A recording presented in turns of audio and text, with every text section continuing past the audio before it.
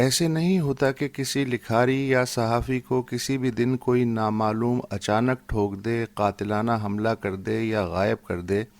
ایسے گھٹیا کام صرف نان اسٹیٹ ایکٹرز کرتے ہیں۔ اسٹیٹ ایکٹرز کا یہ وتیرہ ہرگز نہیں، ان کا اپنا معیار، انداز اور مقام ہے۔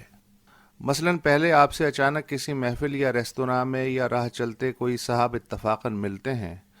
آپ بھلے انہیں نہ جانتے ہوں مگر وہ آپ کو اچھے سے جانتے ہیں۔ اگر آپ ادیب ہیں تو آپ کے کسی ناول یا افسانے کی تعریف کریں گے، شاعر ہیں تو آپ کے 2-3 شعر بھی سنا دیں گے، صحافی ہیں تو آپ کی جرت مندی اور تحقیقاتی خبروں کے گرویدہ نکلیں گے، کالم نگار ہیں تو کیلکولیٹڈ قہقہ لگاتے ہوئے کہیں گے، ارے بھائی خان صاحب، مجھے اخبار وخبار سے ہمیشہ چڑ سی رہی ہے مگر جب سے آپ نے روزنامہ کرتب میں لکھنا شروع کیا ہے مجبوراً خریدنا پڑتا ہے۔ اگر آپ ٹی وی اینکر ہیں تو آپ کے یہ نامعلوم مداح بتائیں گے کہ جس وقت آپ کا ٹاک شو آتا ہے مجھ میں اور میری بیوی میں ریموٹ کنٹرول پہ ضرور چھینا جھپٹی ہوتی ہے، وہ کوئی اور چینل دیکھنا چاہتی ہے اور میں تو بس آپ ہی کا پروگرام دیکھتا ہوں۔ اس کے بعد نامعلوم مداح کی گفتگو میں دوسرا گیئر لگتا ہے۔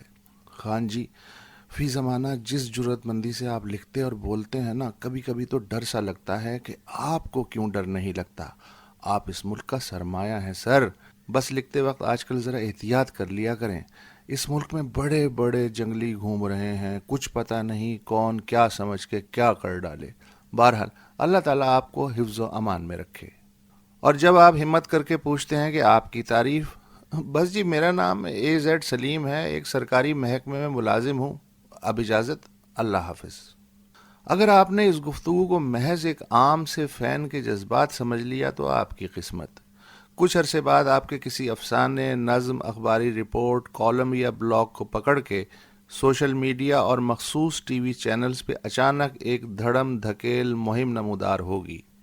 ضمیر فروش، ملک دشمن، بیرونی ایجنٹ، یہودی لابی کا کتا، لبرل فاشسٹ، کرائے کا لکھاری، یہ دیکھیے اس کی بیٹی کی سلیو لیس تصویر، یہ دیکھیے لال دائرے میں افغان ایجنٹ سے خفیہ طور پہ ملتے ہوئے، یہ دیکھیے ایک مغربی سفارت خانے کی شراب و شباب کی محفل میں بے غیرتی سے ہنستے ہوئے۔ مطلب یہ کہ اب بھی وقت ہے نادان سنبھل جا اور اپنے قلم کو لگام دے دے۔ پھر بھی اگر آپ بے وقوفی کی حد تک دلیر ہیں تو غضب ناک گھوڑے کے سموں سے نکلنے والی چنگاریوں کے لیے تیار رہیں۔ نامعلوم یا اجنبی نمبروں سے کالز کا سلسلہ، آپ ہلو ہلو کرتے رہیں اور آگے سے کوئی نہ بولے، تھوڑی دیر بعد کال کٹ جائے اور پھر گھنٹی بجے اور پھر خاموشی کا ٹارچر شروع ہو جائے، یا اچانک سے کوئی غلیظ برسٹ مارے اور کال منقطع کر دے، یا پھر کوئی ایسی کال آئے، آپ کل دوپہر ڈیفنس فیز 8 کی اسٹریٹ 38 میں 2:35 پہ مکان نمبر A35 سے نکلتے دیکھے گئے، ایسے نہ گھوما کریں۔ آپ آج بچے کو اسکول لینے 10 منٹ لیٹ کیوں ہو گئے؟ خیریت؟ اگر آپ اب بھی سدھرنے پہ آمادہ نہیں تو یا تو پاگل ہیں یا پھر منیر نیازی کے عاشق، کچھ سانو مرندہ شوق بھی سی۔ اس ڈھٹائی پر کہ جسے آپ حق و باطل کے اصولوں اور آزادی اظہار کی جنگ سمجھ رہے ہیں، اگلے مرحلے میں آپ کو اس کی سزا ضرور ملے گی، برابر ملے گی۔ ہو سکتا ہے آپ کا کوئی ایک تحریری یا زبانی فقرہ سیاق و سباق سے الگ کر کے توہین مذہب کے دائرے میں داخل کر دیا جائے تاکہ آپ روپوشی یا بیرون ملک ہجرت میں انتخاب کر سکیں۔ ہو سکتا ہے آپ کو کوئی موٹر سائیکل سوار یا پیدلیا یا کوئی بھوت ناقابل برداشت جسمانی نقصان پہنچاتے۔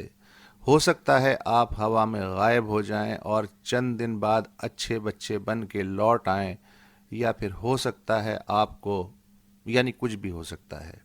اس لیے خیریت چاہتے ہیں تو پہلی اتفاقی، مہذب، تعریفی، دوستانہ وارننگ کو غنیمت جانیں اور کسی بھی ایسی منڈلی کا حصہ بن جائیں جو دے ساندہ راجا میرے بابلدہ پیارا گاتے بجاتے گزر رہی ہو۔